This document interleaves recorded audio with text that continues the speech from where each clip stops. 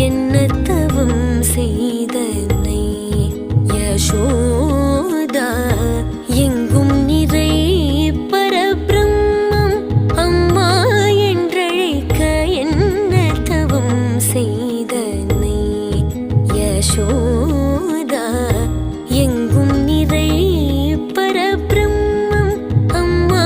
என்றழைக்க என்ன தவம் செய்தனை யசோதா